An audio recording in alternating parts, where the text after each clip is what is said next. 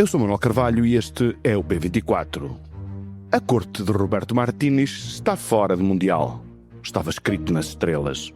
Also a statement is Cristiano Ronaldo, who was always going to be at the centre of debate, considering the way that Roberto Martinez was going to use him throughout his tournament.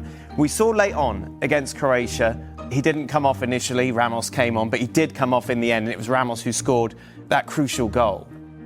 Ramos didn't play in these 90 minutes. Roberto Martinez made 5 substitutions, none of them took Cristiano Ronaldo off. Não, desta vez não foram os jornalistas portugueses. No debate sobre o Portugal-Espanha na cadeia internacional ESPN, os jornalistas estrangeiros insistiram na pergunta: por que jogou Ronaldo os 90 minutos? Principalmente depois de ter provado no jogo contra a Croácia que tem um substituto à altura. À partida, poucos portugueses acreditavam que a seleção nacional fosse capaz de resistir à máquina trituradora da Espanha. Mas a seleção contrariou as piores previsões e resistiu. Pelo menos até o momento em que o jogo exigia respostas vindas do banco. Respostas que implicavam frescura física, força moral e determinação para equilibrar o crescente ascendente da Espanha. Não veio essa resposta e Portugal caiu. Não porque se ficasse com a sensação de que a equipa nacional era claramente inferior aos seus adversários. Sucumbiu principalmente porque lhe faltou um líder capaz de lhe incutir determinação, vigor e coragem para acreditar que a vitória estava, como esteve na primeira parte, ao seu alcance. Faltou-lhe um treinador. Como a generalidade dos especialistas, jornalistas ou treinadores tinham avisado, a seleção estava viciada numa escolha de 11 jogadores que não se explicava pela sua forma, mas pelo seu estatuto. Neste jogo com a Espanha, o aviso fez mais sentido do que nunca. Como se em causa estivesse uma corte de nobres, havia duques e marqueses com lugar garantido à mesa do rei, mesmo que estivessem fora de forma ou mesmo que o seu desgaste fosse mais do que evidente.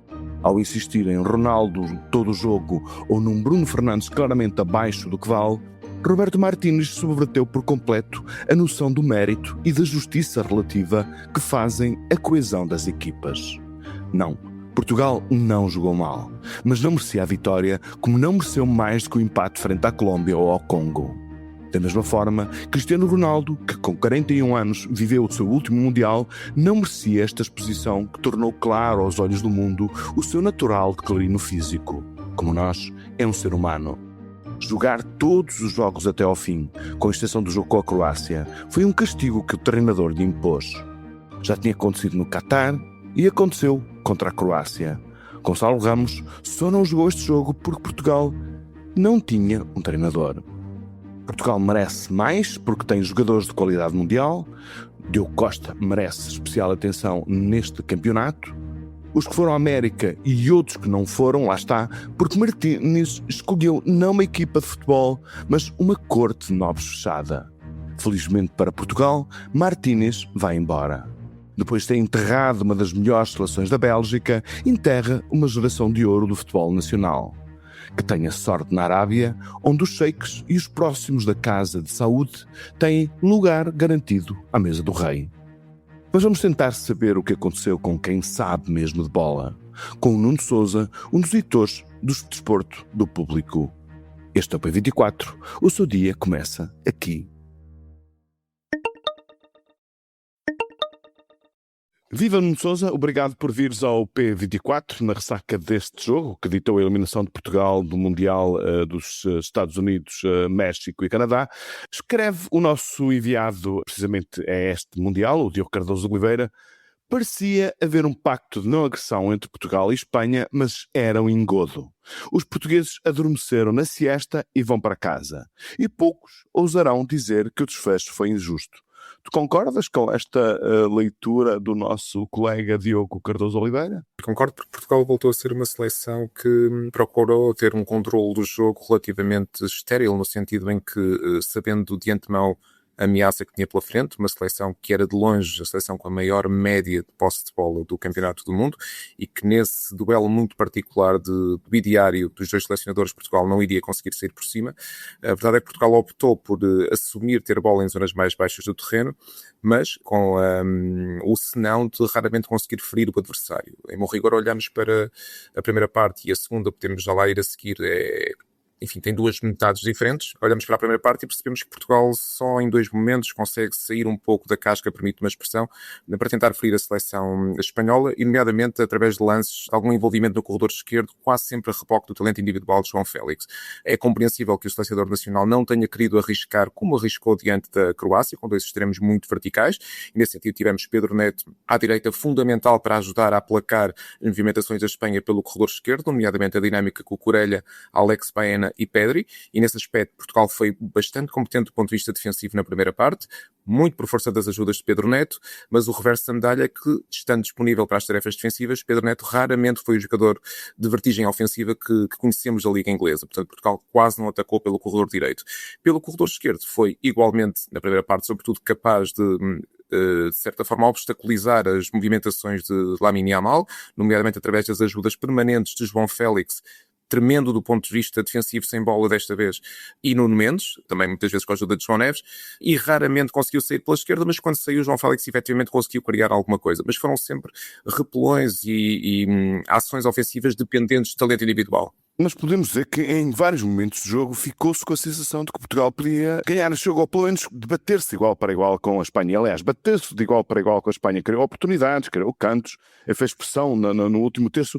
Mas depois, o que é que faltou? A partir da segunda metade do jogo, o que é que faltou? Convicção? Faltou um treinador? Como é que nós podemos perceber que, depois de ter demonstrado que era capaz de se bater de igual para igual, Portugal tenha claudicado, tenha abdicado de lutar pela vitória, na segunda parte, essencialmente? Julgo que houve uma dupla circunstância que foi fundamental para estes fechos. Uma tem a ver, a primeira e a mais, se calhar, impactante, tem a ver com a lesão de Nuno Mendes. A partir do momento em que Nuno Mendes se lesiona no corredor esquerdo e entra Nelson Semedo, Portugal perde alguma capacidade de, ao mesmo tempo, ser competente defensivamente e usar o corredor esquerdo também para ferir a seleção espanhola, que tinha Pedro Porro muitas vezes projetado. E a segunda condição que me parece que agrava ainda mais este cenário é a substituição de Roberto Martínez.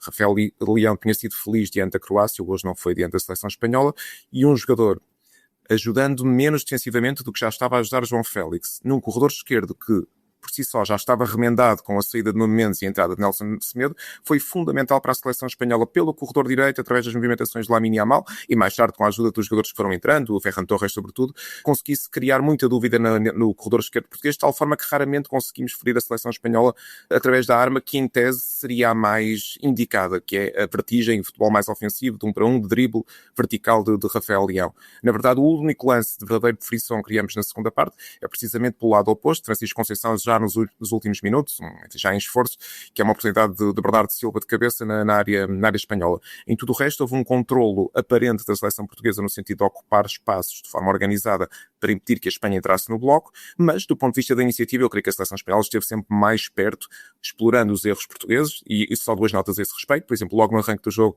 há um erro de posicionamento de Renato Veiga que permite a Oyarzabal isolar-se e depois há uma finalização ao lado, e no lance capital do golo há um erro evidente também do Rubem Dias, que é traído na pressão para Ferran Torres, liberta nas costas de Mikel Merino e é o espaço suficiente para ficar isolado e finalizar na cara de Diogo Costa. Portanto, creio que Portugal, resumindo, ficou sempre mais perto, foi sempre mais permeável ao erro individual do que a seleção espanhola. Mas, de qualquer forma, tu falas muito do problema do lado esquerdo da seleção. Como é que tu comentas a saída do Vitinha? Não seria mais lógico ser Bruno Fernandes, que esteve claramente abaixo das suas possibilidades, não apenas neste Mundial, mas em especial, enfim, isto é uma opinião de um leigo, mas em especial, dizia eu, neste jogo? Esteve claramente abaixo durante todo o Mundial, estou totalmente de acordo, daquilo que é o Bruno Fernandes que conhecemos da Liga Inglesa e que tem sido recorrentemente considerado um dos melhores jogadores da Premier League. Por uma razão que me parece mais evidente que as outras. Neste Mundial em particular, Bruno Fernandes frequentou sempre zonas do terreno mais altas do que aquilo que tem sido o hábito na sua carreira. Andou muito longe do jogo quando Portugal não tinha bola, na esperança de conseguir pressionar a linha defensiva contrária, porque Ronaldo não o fazia, e portanto tirámos o Bruno Fernandes do jogo com essa opção.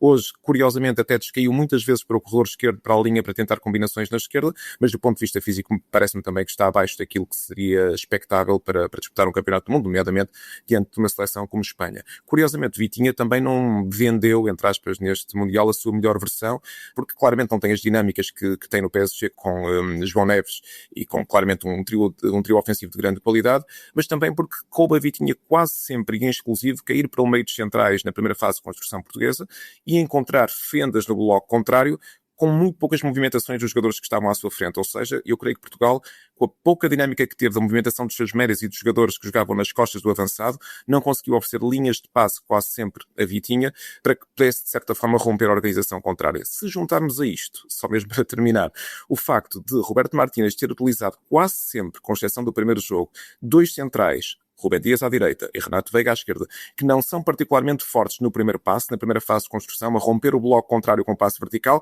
percebemos que ficámos sempre muito condicionados e dependentes, altamente dependentes das decisões e ações de Vitinha, para conseguir romper a organização contrária e tentámos sempre de forma individual resolver problemas que coletivamente teriam sido solucionados de forma bem mais fácil. De que forma que, lá está, naquele momento crucial, quando se começa a dar conta que o pendor ofensivo da Espanha começava a tornar-se particularmente preocupante, de que forma teria sido importante mexer mais na linha avançada, em concreto, substituindo eventualmente Cristiano Ronaldo, para, portanto, causar, enfim, colocar aí um jogador que começasse a fazer mais pressão logo, portanto, à saída de bola da equipa da Espanha. Isso, enfim, nós fomos ouvindo o comentário de jogos onde se ouvia dizer, portanto, que isso que era fundamental. Tu subscreves, portanto, teria feito alguma diferença, ou poderia ter feito alguma diferença? Absolutamente.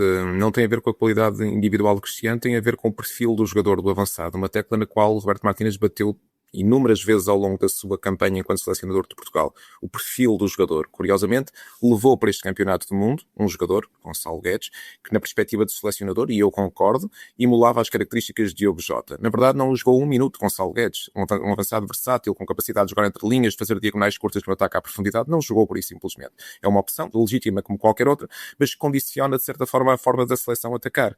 Com Cristiano tivemos sempre um avançado que, para render, teria de ser servido de uma forma quase monocromática, passa a expressão, sempre referência para cruzamentos na área, raramente capaz de atacar a profundidade, de se superiorizar à defesa contrária em velocidade, quando o fazia era apanhado nas malhas de fora de jogo, e portanto, se queremos um avançado com um perfil diferente, e temos Gonçalo Ramos parece uma alternativa mais óbvia, com que Gonçalo Ramos teríamos tido pelo menos a capacidade de pressionar de outra forma a última linha da seleção espanhola, de condicionar a sua primeira fase de construção, de desgastar a defesa no sentido em que é um avançado muito laborioso sem bola, muito trabalhador, um avançado que sabe fechar espaços quando Portugal precisa de se reorganizar, e depois eventualmente, que eu creio que teria sido inteligente pelo menos por uma vez ter tentado esta solução, depois deste desgaste, este trabalho de sapa, se quisermos, ter sido feito por Gonçalo Ramos, nos últimos minutos da partida, tentar que a capacidade de Ronaldo nos lances de definição fosse mais útil com Ronaldo mais fresco. Isto nunca aconteceu, foi sempre o contrário. Aliás, Gonçalo Ramos só tem meia dúzia de minutos precisamente no jogo com a Croácia e faz golo, desta vez volta a ficar no banco durante os 90 minutos, portanto, foi uma opção consciente, reiterada, repetida do selecionador, que a meu ver acabou por redundar sempre no mesmo resultado, que é um plano ofensivo demasiado previsível para aquilo que é a exigência de um campeonato do mundo. E por outro lado, isto tem consequências até, enfim, do próprio Ronaldo, porque Ronaldo despede-se de alguma forma sem glória. E isso acaba por ser um pouco injusto para o legado de um dos mais extraordinários futebolistas portugueses, mas mundiais também, um dos mais extraordinários futebolistas de todos os tempos, não te parece? Sim, julgo que sim, embora também por culpa própria, ou maioritariamente por culpa própria. Eu creio que Cristiano Ronaldo nunca admitiu na própria cabeça outro cenário que não a titularidade absoluta e a sofreguidão de jogar todos os minutos que fosse possível. Portanto, olhamos para aquilo que foi, por exemplo, o momento em que foi substituído no jogo com a Croácia, e creio que a expressão facial, enfim, o discurso que utilizou no momento em que estava a ser relevado, expressa bem quão frustrado estava por ter sido substituído naquele momento.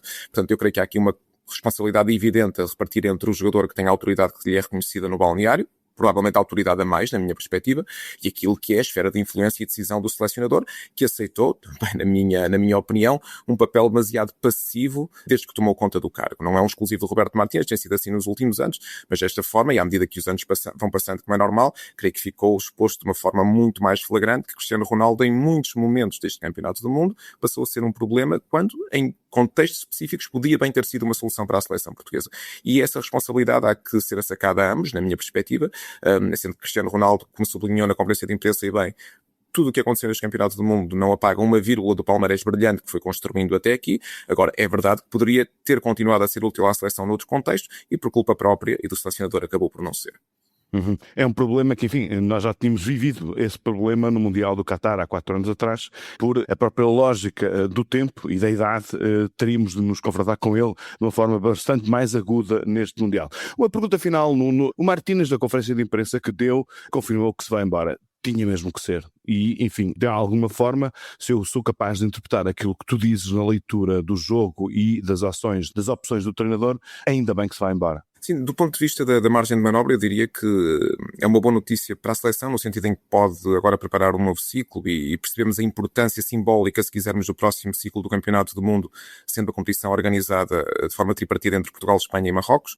Mas também para o selecionador, que me pareceu que já estava demasiado agastado com a pressão da opinião pública, mas acima de tudo com a pressão interna que lhe foi empurrada para cima dos ombros por Pedro Proença. Pedro Proença nunca escondeu que Roberto Martínez não era o seu selecionador. O presidente da Federação Portuguesa de Futebol não só nunca escondeu que Roberto Martínez não era a sua escolha, aliás, curiosamente, o discurso de Roberto Martínez na sala de imprensa, nesta conferência de despedida, vai no sentido de abrir as portas a Pedro Proença para que possa agora escolher, palavras de Martínez, o seu selecionador. Portanto, Martínez não estava na pele de um técnico confortável, consensual, que tivesse a confiança absoluta da cúpula diretiva, até porque, e é bom recordar, que o discurso desportivo de Roberto Martínez nunca esteve alinhado com o de Pedro Proença. Pedro Proença puxou por diversas vezes para a praça pública o objetivo das meias finais como objetivo mínimo num campeonato do mundo. Se olharmos ao discurso de Martínez, foi precisamente o oposto. A questão, o clichê, o estereótipo, o lugar comum do jogo a jogo e dos dois mundiais, algo que também não parece que faça qualquer tipo de sentido do ponto de vista do discurso.